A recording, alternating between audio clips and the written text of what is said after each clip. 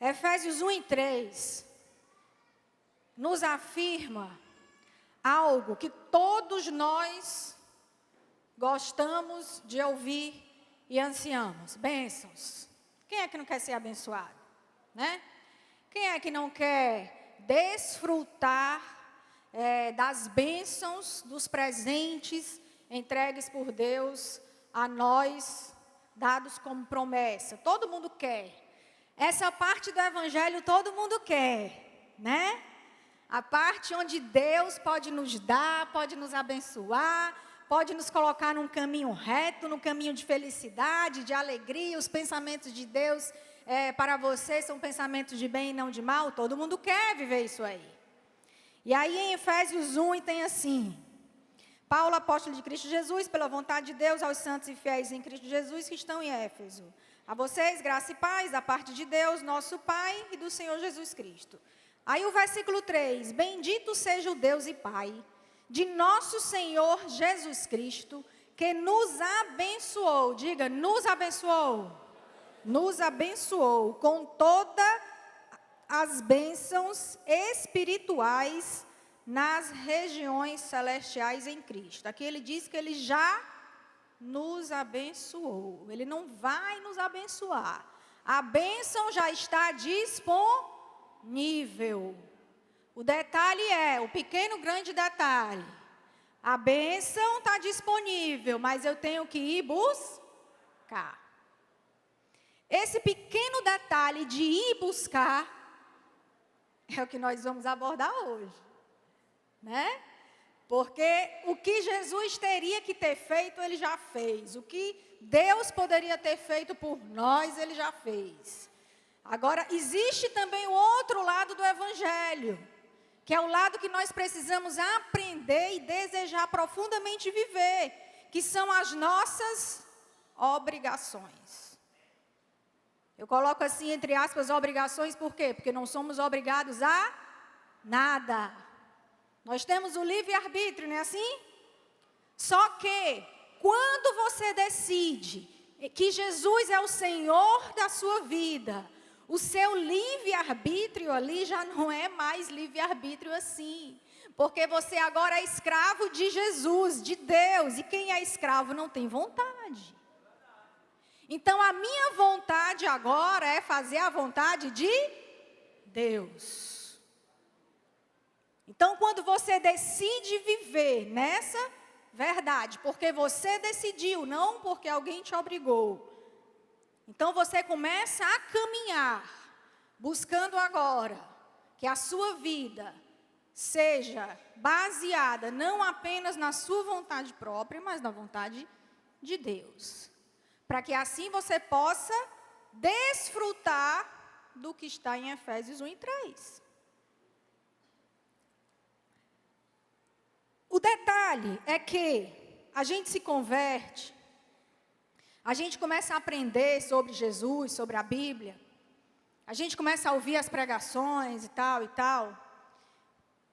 E às vezes a gente resume o nosso conhecimento de ser cristãos apenas em alguns simples mandamentos ou ordens. Esse microfone, ele está chiando muito, ou tem um apito sim nele, na minha voz. Conserta aí, por favor, está me incomodando. Os 10 mandamentos, por exemplo, quem é que não sabe e quem é que não tenta viver? Amar a Deus sobre todas as coisas, amar o próximo como a ti mesmo, não roubar.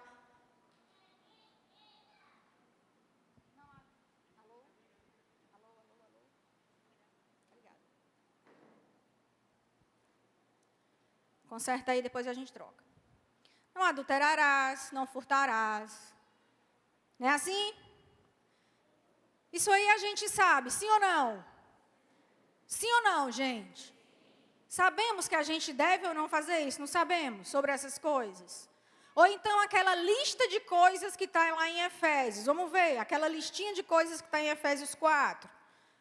Vamos caminhar um pouquinho aqui, Efésios 4, 31.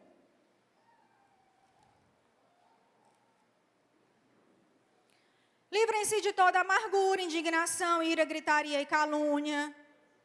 Alguém aqui já não sabe disso? A gente não já sabe disso? Que a gente tem que se livrar dessas coisas? Sim, sim ou não? Bem como de toda maldade, sim ou não? Sabemos disso também? Sabemos. Sejam bondosos e compassivos uns para com os outros, perdoando-se mutuamente. Sabemos sobre perdão, sim ou não? Sabemos. Aí vamos lá para o 3, 5 e 3. Entre vocês não deve haver nem sequer menção de imoralidade sexual, como também nenhuma espécie de impureza e de cobiça. Todo mundo também não sabe que a gente tem que se livrar dessas coisas? Tem que se guardar dessas coisas, sim ou não? Sim. Pois essas coisas não são próprias para os santos, não haja obscenidade, nem conversas tolas, nem gracejos imorais. Tudo isso aqui a gente já conhece. E a gente já vive, sim ou não? Ou pelo menos estamos buscando viver isso aqui, sim ou não? Sim. Só que o evangelho e o relacionamento com Deus e o cristianismo não se resume apenas a você cumprir isso aqui. Não se resume apenas a você focar a sua vida e a sua mente em matar a carne e se livrar dos seus pecadinhos. Existe algo nesse relacionamento com Deus, nesse evangelho, que transcende, que vai muito além do que simplesmente você querer deixar de pecar. Coisas mais profundas, mais dignas, mais tremendas, do que simplesmente você obedecer às regras ou aos mandamentos dos quais Deus deixou. O que eu estou dizendo com isso não é desmerecendo a nossa obediência, pelo contrário. O que eu estou dizendo é que não é só isso. É que vai muito além disso.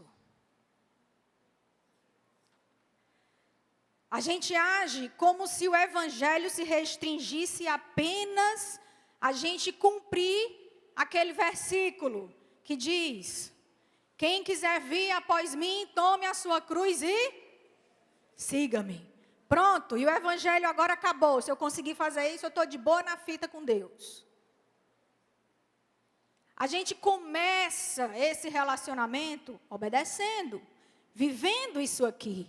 Mas nós não podemos nos restringir a uma vida cristã de 10, 20, 30, 40 anos apenas a isso. Apenas a obedecer às regras.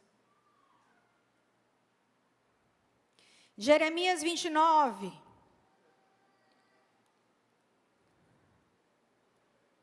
(11 a 13).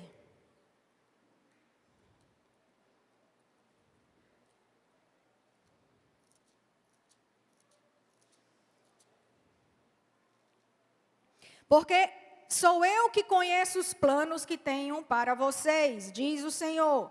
Planos de fazê-los prosperar e não de lhes causar dano. Planos de dar-lhe esperança e um futuro. Aí todo mundo gosta desse versículo e tem esse versículo até decorado, não é assim? Mas coloca aí o próximo. Então, vocês clamarão a mim, virão orar a mim, e eu vos ouvirei.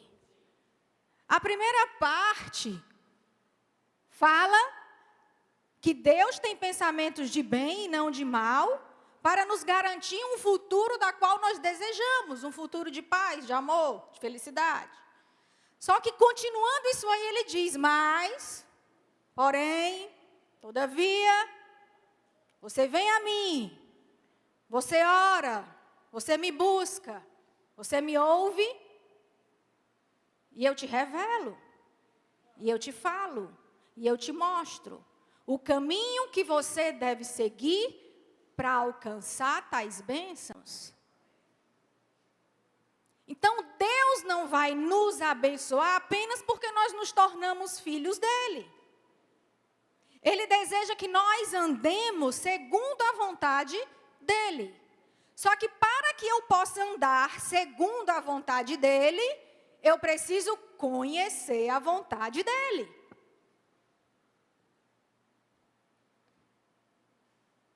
prático, algo bem prático. E aqui eu não estou falando de pecar ou não pecar. Eu estou falando da direção que a sua vida tem. Aonde você vai, aonde você vai chegar, com quem você vai, o caminho que você vai percorrer, se vai dobrar à direita, à esquerda, se vai seguir em frente, se vai voltar atrás, fazer o caminho de volta. Eu estou falando do rumo que a sua vida tem. Se você não conhecer o caminho de Deus para a sua vida, você não vai saber trilhar esse caminho.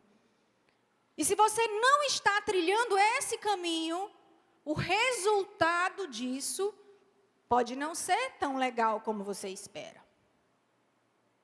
Uma coisa bem simples, um exemplo.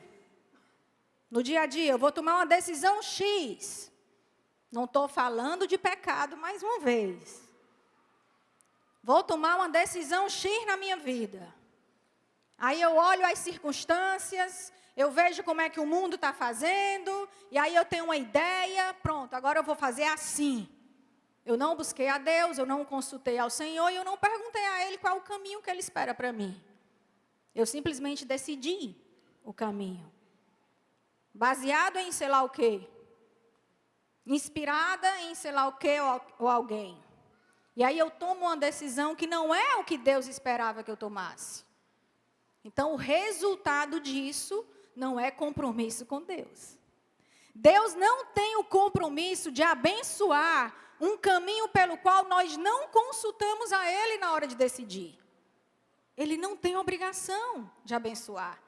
Agora, quando eu tomo uma decisão, quando eu escolho um caminho da qual eu tenho a certeza que Deus me mandou e me direcionou, aí sim eu tenho a garantia de que o final disso tudo é bênção.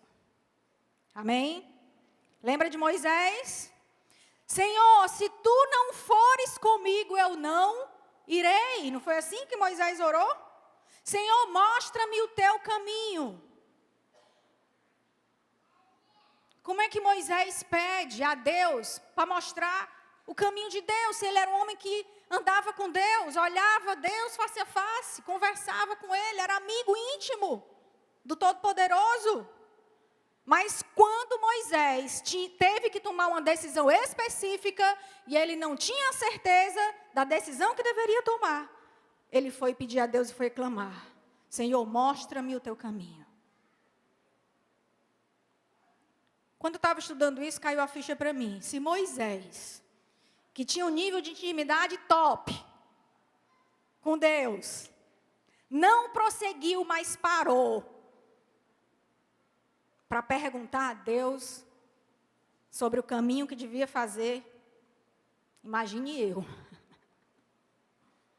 para poder prosseguir. Mas a gente não está muito preocupado com isso, não.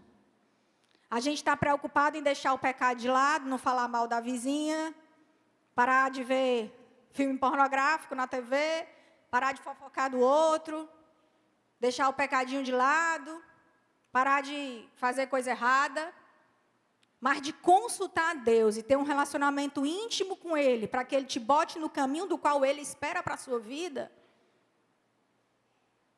Muitas vezes a gente não tem esse compromisso.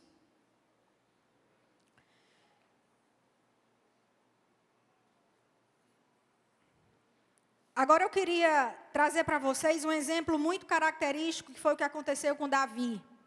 Quem era Davi, quando a gente pensa? Ah, quem era Davi? Todo mundo responde, já é um jargão. É o homem segundo o coração de Deus, não é assim? Não é? O rótulo que Davi recebeu, não foi esse? Sim ou não? Sim, e era mesmo. Mas Davi teve um momento, alguns momentos, mas o que eu vou traçar hoje é um momento específico, quando ele foi buscar a arca de volta, quando ele queria restaurar a glória de Deus em Israel. Ele não consultou a Deus. E a primeira tentativa foi frustrada por causa disso. Vamos entender o que foi que aconteceu. Moisés recebeu uma ordem divina para construir um templo, um tabernáculo e uma arca, não foi assim? E aí Moisés construiu, e aquela arca da aliança significaria, representaria o lugar aonde a glória de Deus habitava. Só que, ao longo dos anos, a glória de Deus que habitava naquela arca, naquele objeto, ela foi se desvanecendo, ela foi apagando, até chegar à liderança de Eli. Por causa do pecado. Ela foi apagando devagarinho. Quando chegou na liderança de Eli, ali a glória de Deus estava quase apagada. Mas aí quando Eli morreu e seus filhos morreram, a arca da aliança, ela foi capturada pelos filisteus. E os filisteus passaram 7 meses com essa arca, que ela foi parando de lugar em lugar, cidade em cidade, 5 cidades. E em cada cidade que ela parava, aconteciam tumores, doenças, as pessoas iam morrendo. Primeiro levaram lá para o templo de Dagon, não foi assim, sim ou não? E aí o deus de Dagon apareceu todo quebrado, e no dia seguinte de novo. E eles passaram essa arca por 5 cidades, e aonde a arca chegava era terror e destruição na cidade. Até que os filisteus reuniram lá os comandantes, os feiticeiros, os adivinhos.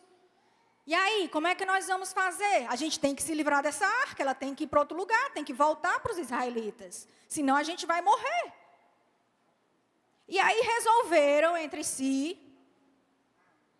que eles iam botar a arca em cima de um carro e 2 vacas iam carregar essa arca de volta para o território de Israel. E assim foi feito. A arca foi em cima de um carro puxado por 2 vacas. Chegando lá, a arca foi parar na casa de Abinadab. E ficou lá por 20 anos. No reinado de Saul, eu penso que essa arca era para ter sido colocada no lugar devido, mas não foi. Mas quando Davi foi colocado rei, como Davi amava e tinha zelo pelas coisas do Senhor, ele era apaixonado por Deus. Então ele quis trazer a arca de volta e colocar ela num lugar apropriado para que a glória de Deus fosse restaurada no meio do povo de Israel. Esse era o objetivo. Agora pense comigo. A intenção é boa ou não é? Sim ou não? Maravilhosa. O homem segundo o coração de Deus, apaixonado pelas coisas de Deus, lembra da arca e resolve agora trazer a arca para um lugar de honra, um lugar devido, para que a glória de Deus fosse restaurada e o povo de Israel pudesse desfrutar dessa glória. Perfeito? Lindo demais. E aí vamos ver como foi que Davi resolveu trazer a arca de volta. Vamos lá. Primeiro Crônicas 13. Olha que interessante a atitude de Davi. 1 Crônicas, capítulo 13. Depois de consultar todos os seus oficiais e comandantes de 1.000 e de 100, como assim? Ele foi consultar os líderes? Ele não deveria ter consultado a Deus? Quem consultou os líderes foram os filisteus. Quando foi tirar a arca do território deles. Começou errado. Mas vamos lá. Davi disse a toda a Assembleia de Israel: se vocês estão de acordo e se esta é a vontade do Senhor, nosso Deus, enviemos uma mensagem a nossos irmãos em todo o território de Israel. E também aos sacerdotes e aos levitas que estão com eles em suas cidades, para virem unir-se a nós. Vamos trazer de volta a arca do nosso Deus, pois não nos importamos com ela durante o reinado de Saul. Aqui a Bíblia não faz nenhuma menção de que Davi consultou a Deus. ele consultou aos homens. Ele fez igualzinho como os filisteus tinham feito a primeira vez. Vamos caminhar, versículo 7, vamos pular lá para o 7. Da casa de Abinadab, levaram a arca de Deus num carroção novo. Como assim? De onde eles tiraram essa ideia? Quem inspirou Davi a colocar a arca em cima de um carro novo? Eu posso deduzir que foi os filisteus. Mas como assim? Quer dizer que a inspiração de Davi eram os filisteus? Não era para ser Deus? Dá para entender? Davi, o homem segundo o coração de Deus, em vez de se inspirar e buscar o caminho do Senhor, o conhecimento de Deus, o que Deus quer, Senhor, como? Ou então ir para as Escrituras, porque se eu não me engano, em Êxodo, Moisés já tinha dado uma orientação de que a arca só poderia ser levada por levitas e nos ombros. Como é que Davi deixou isso passar? Vamos caminhar. Da casa de Abinadab levaram a arca de Deus num carroção novo, conduzido por Uzá e Aio. Davi e todos os israelitas iam dançando e cantando com todo o vigor diante de Deus, ao som de harpas, liras, tamborins, símbolos e cornetas.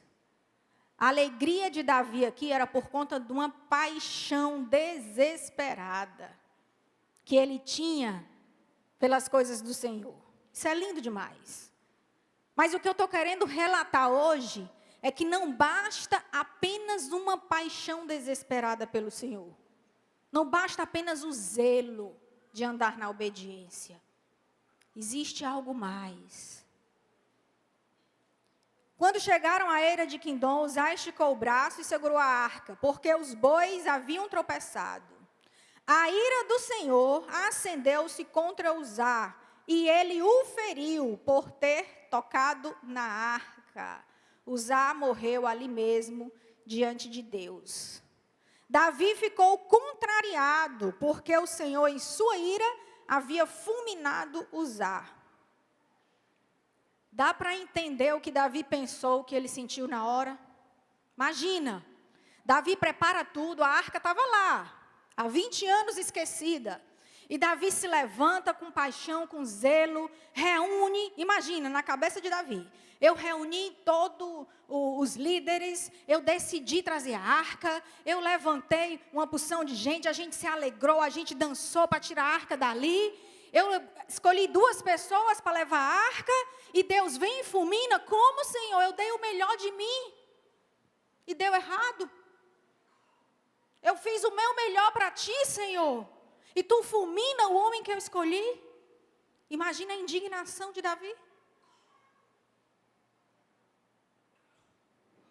Mas vamos lá. Davi tomou um choque naquela hora. Porque o que Davi esperava? Davi esperava que a arca fosse levada, que tudo desse certo, a arca chegasse no local, ia ser colocada num lugar de honra, e a glória de Deus ia invadir tudo ali. A intenção era boa. Davi ficou contrariado, porque o Senhor em sua ira havia fulminado Uzá. Até hoje aquele lugar é chamado Pérez Uzá. Naquele dia, Davi teve medo de Deus e se perguntou: como vou conseguir levar a arca de Deus?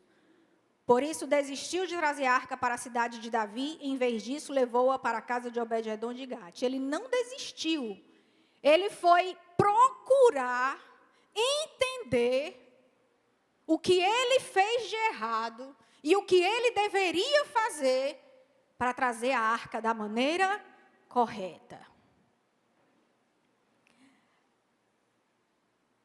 Em Deuteronômio 17:18, olha só o que tinha escrito lá. Quando subir ao trono do seu reino, mandará fazer um rolo para o seu uso pessoal, uma cópia da lei que está aos cuidados dos sacerdotes levitas, e terá consigo e nele, e o terá consigo, e nele lerá todos os dias da sua vida, para que aprendas a temer o Senhor, seu Deus.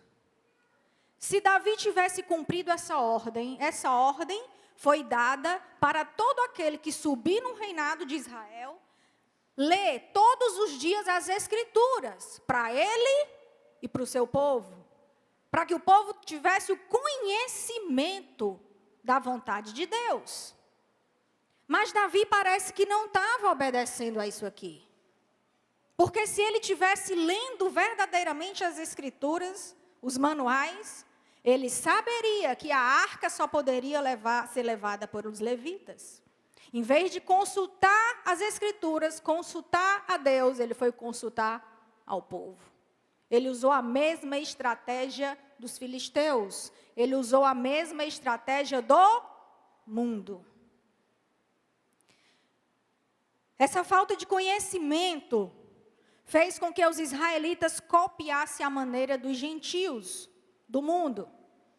Todas as vezes que nos faltar o conhecimento da vontade de Deus para a nossa vida, nós estaremos fadados a copiar o padrão do mundo e se dar mal. Deu para entender? Todas as vezes que nos faltar o conhecimento da vontade de Deus para a nossa vida, a gente corre um grande risco de decidir conforme o mundo e decidir errado. Decidir conforme os padrões do mundo e decidir errado. Nos inspirar no que o mundo está fazendo, querer fazer igual e terminar fazendo algo que não é exatamente a vontade de Deus para a nossa vida. 1 Crônicas 15, 2, vamos caminhar um pouquinho para o capítulo 15. Olha só então o que Davi fez. A segunda tentativa, como foi? Totalmente diferente da primeira.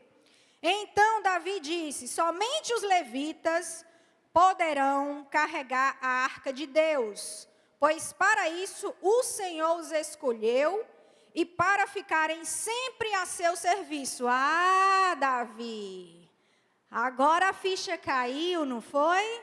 Foi consultar as Escrituras e lembrou da ordem. Vamos pular para o 11, para a gente ganhar um tempinho aqui.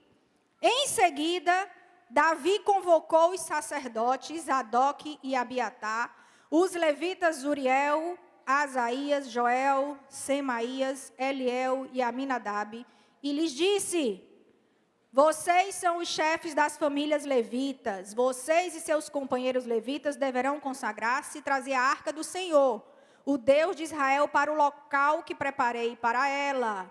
Davi não foi mais consultar os seus sacerdotes. Ele já veio com a ordem dada, porque ele tinha o conhecimento da vontade de Deus agora. Agora ele tinha a certeza, a garantia, a segurança de que deveria fazer daquela forma, da forma como Deus queria.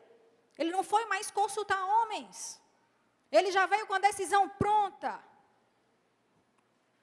Pelo fato de vocês não terem carregado a arca na primeira vez, a ira do Senhor, nosso Deus, causou destruição entre nós. Olha só, nós não tínhamos consultado sobre como proceder. Nós não tínhamos consultado sobre como proceder. Davi aqui reconhece onde foi a falha. O detalhe é que essa falha de Davi, como consequência, matou uma pessoa. Tirou a vida de uma pessoa. E muitas vezes nós não temos a dimensão do prejuízo que nós causamos quando tomamos uma decisão da qual Deus não mandou tomar. Aqui, Davi soube. Davi aqui entendeu. Caiu a ficha para ele, ele reconheceu e veio à luz o erro e a consequência do erro. Mas trazendo essa verdade para a nossa vida hoje, muitas vezes tomamos decisões da qual Deus não aprova. E temos consequências graves e terríveis como pagamento dessa decisão. E às vezes a gente não tem essa dimensão do prejuízo que isso causou na nossa vida e às vezes na vida daqueles que estão ao nosso redor. Família, filhos, maridos. Não temos a noção do prejuízo. Agora imagina se nós tivéssemos uma telinha, 2 telinhas, onde Deus colocasse ali a sua vida hoje e a sua vida se você estivesse fazendo do meu jeito. Eita, pau. Muita gente ia chorar amargamente, né? Não? Com certeza, porque os caminhos do Senhor são perfeitos, sim ou não? Os pensamentos de Deus para a minha vida são bênçãos de paz e não de mal, sim ou não? Nem olhos viram, nem ouvidos ouviram o que Deus tem preparado para aqueles que o amam, sim ou não? Sim. Então, por que é que a minha vida hoje não está tal qual essas promessas? Eis a pergunta. Será que é culpa de Deus? Deus errou? Mentiu? Não. Se a nossa vida não está tal qual essas promessas de bênçãos, algo errado nós estamos fazendo. Não tem nada a ver com Deus. Tem a ver com as minhas decisões, quando eu as tomo sem consultar o Senhor meu Deus. Amém? Dormiram? Dormiram? Ah, muito bem. E o que eu pergunto hoje é exatamente... Pode vir o grupo de louvor, estou numa hora, não estou não? Aí, show de bola. Qual tem sido a inspiração da sua vida? Essa é a pergunta de hoje. Baixinho, que eu ainda não terminei. Estou só concluindo o raciocínio. A pergunta é, qual tem sido a inspiração da sua vida? O que é que tem inspirado você todos os dias de manhã quando você acorda? O que deve inspirar você todos os dias quando você acorda, está aqui, ó. Mais uma vez descrito no manual. Mas a gente não lê, né? Aí não aprende. Provérbios capítulo 2. Provérbios capítulo 2.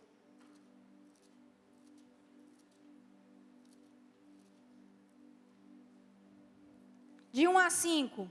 Bota na NVI, que é uma versão bem boa. Meu filho, se você aceitar as minhas palavras e guardar no coração os meus mandamentos, se der ouvidos à sabedoria e inclinar o coração para o discernimento, se clamar por entendimento e por discernimento gritar bem alto, se procurar a sabedoria como se procura a prata e buscá-la como quem busca um tesouro escondido, então você entenderá o que é temer o Senhor e achará o conhecimento de Deus. Eu consigo ver nesses 5 versículos 5 níveis de relacionamento com Deus. Vocês conseguem enxergar isso? Primeiro versículo é o primeiro nível. Meu filho, se você aceitar as minhas palavras e guardar no coração os meus mandamentos, é o primeiro nível. Você aceita a palavra, você aceita o Senhor como Senhor da tua vida e guarda no coração os mandamentos. E só. Guardar no coração significa obediência, tá, gente? Não é guardar no coração, fazer de conta que ama e não praticar. Isso não é guardar. Isso é se enganar. É diferente. Mas quando eu falo guardar no coração os meus mandamentos, eu estou falando de gente que obedece. Que procura não pecar, que se livra dos maus hábitos, que anda em obediência. É esse tipo de crente, primeiro nível. Só que o que foi que eu falei no início da pregação? Tem níveis mais elevados. Tem outras coisas a mais para experimentar nesse relacionamento com Deus. Não é apenas isso. Versículo 2. Segundo nível. Se der ouvidos à sabedoria e inclinar o coração para o discernimento. Ah, pastor, isso é fácil demais. Ouvir o conselho sábio? Já ouviram aquele ditado? Se conselho fosse bom, ninguém dava, vendia. Inclinar o coração para o conselho sábio nem sempre é fácil. Tem pessoas que acham que já porque vivem em obediência, você não sabe quem eu era. Você não sabe o tamanho dos pecados que eu cometia antes de eu me converter. Agora eu estou santo demais, eu sou o cara para Jesus.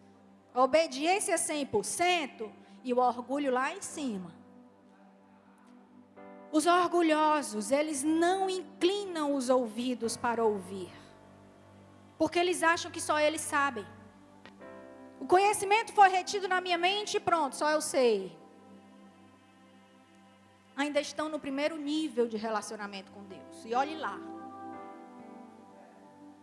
O segundo nível fala de você ter humildade o suficiente para você entender que você não sabe nada. Que você precisa dos conselhos e da sabedoria que está aqui, que está no seu líder, que está no seu pastor, que está na sua mãe, que está no seu pai, que está na sua esposa, que está no seu marido. Será que a gente está inclinando os ouvidos para a sabedoria?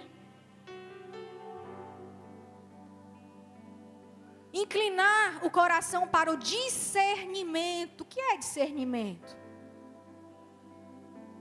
Discernimento é quando você pontua, é quando você medita, é quando você tem a capacidade de discernir entre o sim e o não. Mas para isso você precisa ter, primeiro, domínio próprio. Você não pode ser uma pessoa impulsiva, que decide tudo na hora e a alma falou, eu estou obedecendo. Está tudo certo, é assim mesmo, vamos por aqui que vai dar certo.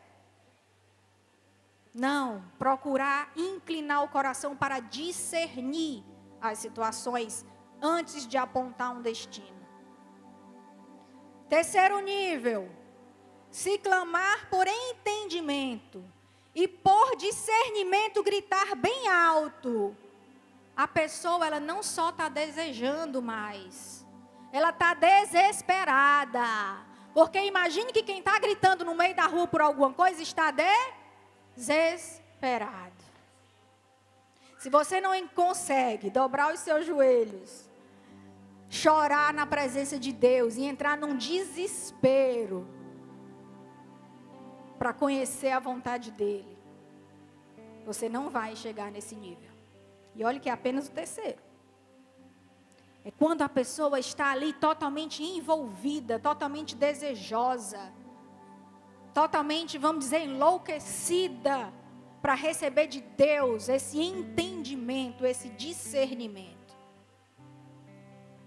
Aqui ele não quer apenas a sabedoria e o discernimento. Ele agora quer o entendimento.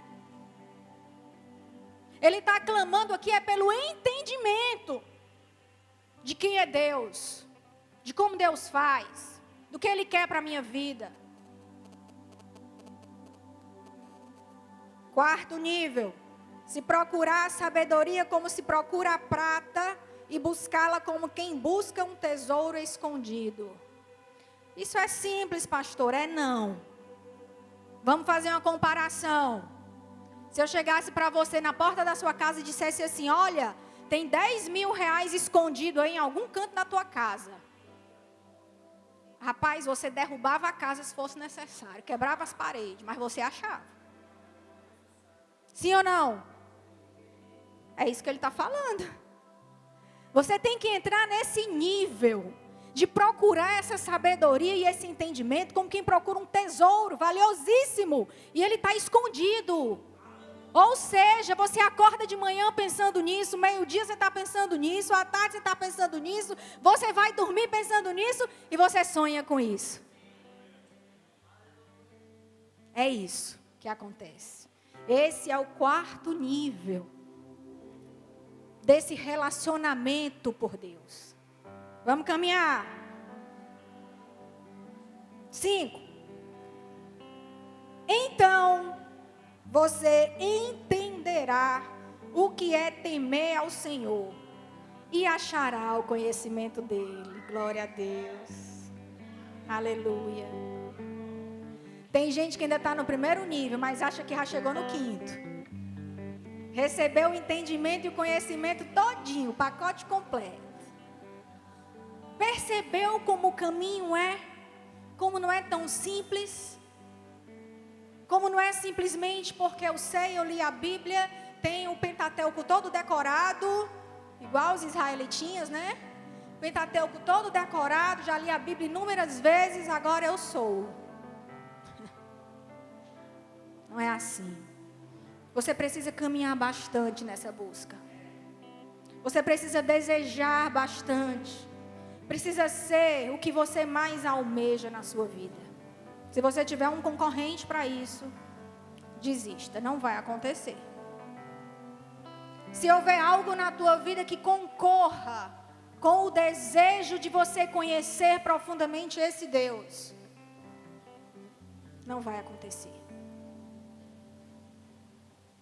Conhece aquela música? Sejas meu universo. Se o Senhor não for o seu universo, se você não acordar de manhã e já lembrar dele, se ele não for a primeira luz que entra na sua janela de manhã, você não vai conhecer os caminhos do Senhor.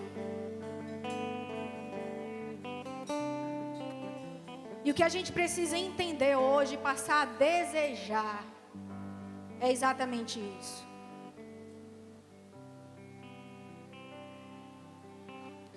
O que é que influencia a nossa vida hoje? A pergunta continua no ar. O que é que tem influenciado a sua vida?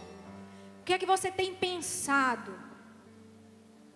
durante o dia? O que mais você tem pensado? Uma vez o pastor Ivanildo, nosso discipulador, num discipulado com a gente, o dia Júnior em crise, que ele vivia em crise porque trabalha demais, inclusive, me perdoe, eu esqueci de avisar, é exatamente por isso que ele não veio, porque ele deu plantão quinta, sexta, sábado, e chegou hoje em casa de manhã, então está cansado, está se restaurando lá. Como eu ia pregar, aí eu disse, amor, fica em casa, descansa, amanhã tu volta com tudo de novo. Mas ele vivia em crise porque trabalha demais e não podia supervisionar, não podia estar na célula, e não podia estar como ele gostaria de estar na obra. Aí o nosso discipulador, que é muito sábio, olhou para ele e disse assim, pastor Dias, se você for me dizer durante um dia, 24 horas, de 0 a 10, o quanto você pensa na igreja e no reino? Pastor, eu acho que 8. Aí ele disse, então é isso. O seu coração está no reino. O seu coração está nessa igreja. O seu coração está na obra. Então isso é mais valioso do que a sua atividade na obra. Então a pergunta é exatamente essa. Se você for mensurar, se você for fazer uma avaliação da sua vida hoje, quanto tempo durante um dia de 24 horas você lembra do Senhor, você deseja Ele, você pensa nele? Não estou falando de orar. Você pode orar 1 hora, 2, 3 por dia, não estou falando de orar. Eu estou falando de o quanto você anseia por Ele, o quanto você pensa nele, o quanto você deseja as coisas celestiais.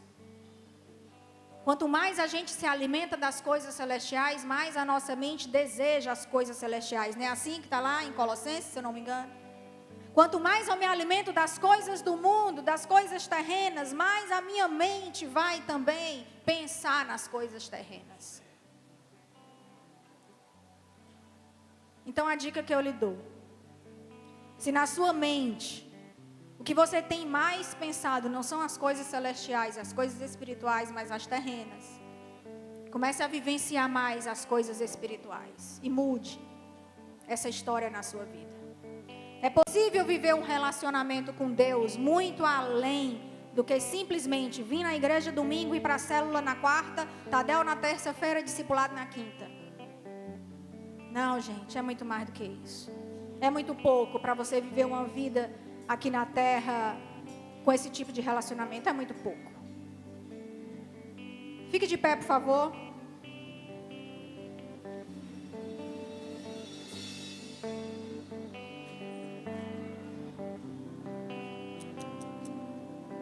Enquanto nós adoramos, você vai fechar seus olhos.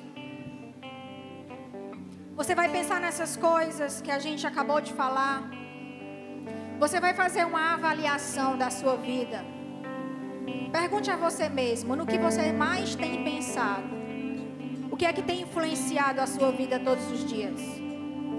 É o trabalho? É ganhar dinheiro? É o seu esporte?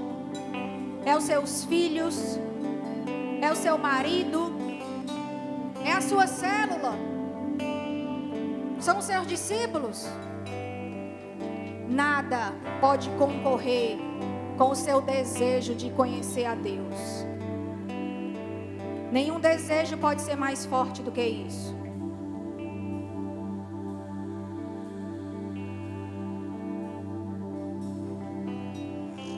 Sejas meu universo. Não quero dar-te só um pouco do meu tempo. Não quero dar-te um dia apenas da semana. Sejas meu universo. Não quero dar-te as palavras como gotas. Quero que saia dilúvio de bênçãos na minha boca. Que sejas meu universo. Que sejas tudo o que sinto e o que penso. Que de manhã seja o primeiro pensamento e a luz em minha janela. Sejas meu universo, que enches cada um dos meus pensamentos. Que a tua presença e o teu poder seja alimento. Jesus, esse é o meu desejo. Que seja meu universo. Não quero dar-te só uma parte dos meus anos. Te quero dono do meu tempo e dos meus planos. Que sejas meu universo. Não quero a minha vontade, quero agradar-te. E cada sonho que há em mim, quero entregar-te. Que sejas meu universo. Que sejas tudo o que sinto e o que penso. Que de manhã seja o primeiro pensamento e a luz em minha janela. Que sejas meu universo. Que enches cada um dos meus pensamentos. Que a tua presença, o teu poder seja alimento. Jesus, esse é o meu desejo.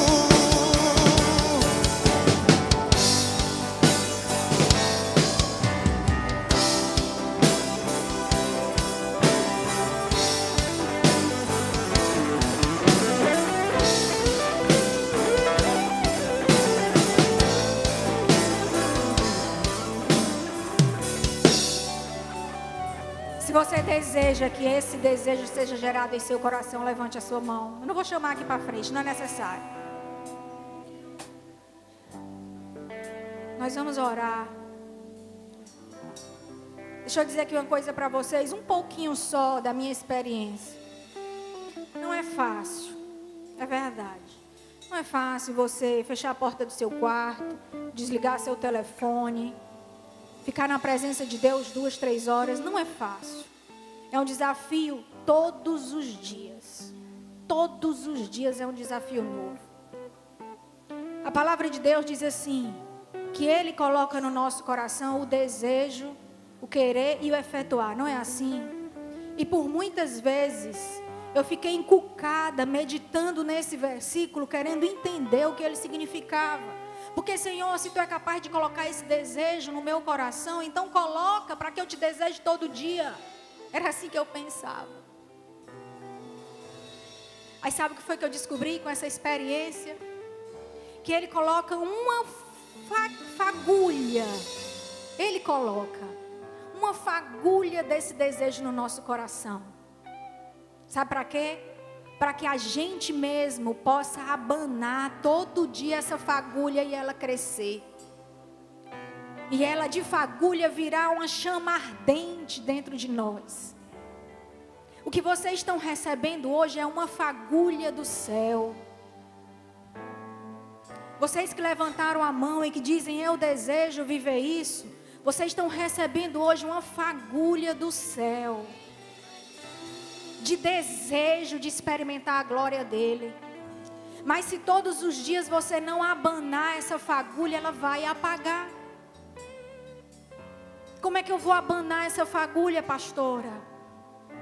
Deu a vontade de orar, nem que seja mínima, corre para onde tu estiver e ora. Deu a vontade de adorar, liga ali aonde tu está, não deixa apagar não. A fagulhazinha ali acendeu. Aí você liga o louvor e você começa a adorar. Deu vontade de ler a palavra, uma vontade bem pequenininha. Deixa tudo que tu está fazendo e vai ler a palavra. Vai botar, assoprar essa fagulha para ela virar uma chama. Mas sabe o que acontece? A fagulha vem. Aí eu decido, não, mais tarde eu vou. Surge o desejozinho de orar, eu digo, não, eu estou ocupada no Facebook, mais tarde eu vou. Não, a fagulha acendeu e aí eu estou com vontade de ir para o meu quarto, estou com vontade de adorar, de ler a palavra. Não, mas eu preciso resolver um negócio no centro, depois eu vou. Aí você perdeu a fagulha. Você perdeu a fagulha, ela apagou. Então hoje, a minha estratégia tem sido essa. Na hora que deu vontade, eu corro e vou fazer. Vou assoprar a fagulha para que ela não se apague. Senhor, em nome de Jesus, levante a sua mão. Eu quero orar por você. Mas eu quero dizer também que depende muito mais de você do que do Senhor. Experimentar a glória de Deus depende muito mais de você do que dele. Senhor, em nome de Jesus, eu quero colocar diante de Ti os Teus filhos, os que estão com as mãos levantadas. A Tua palavra nos diz que o nosso espírito é lâmpada do Senhor e prescruta o mais íntimo do nosso ser. Que o Teu espírito agora, que é essa lâmpada, possa prescrutar o íntimo do ser dos Teus filhos agora, Pai. Sonda todos os corações, Pai. Coloca os Teus olhos sobre o íntimo do ser dos Teus filhos agora, para que Tu vejas, Pai, o desejo que há em cada coração de experimentar mais de Ti, de desfrutar, Pai, dessa glória manifesta no meio de nós, Pai. Ó Deus, acende essa fagulha. Acende, Senhor, um fogo, Pai, de desejo e de vontade de estar contigo. Ó Deus, olha agora com um olhar de graça, Senhor, para as nossas vidas, Pai. Não nos deixa alheio ao que Tu queres fazer sobre a terra, mas nos envolve, Senhor, 100% na Tua vontade, Pai. Nos envolve 100% na Tua vontade, Pai. Eu Te oro e Te agradeço, em nome de Jesus. Amém. Amém. Aleluia. Sejas meu universo, sejas tudo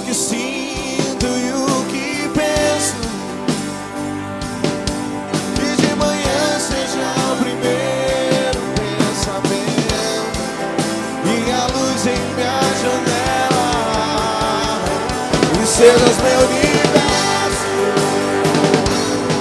que enches cada dos meus pensamentos.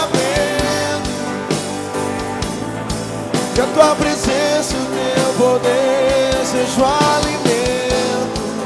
Jesus, esse é o meu desejo.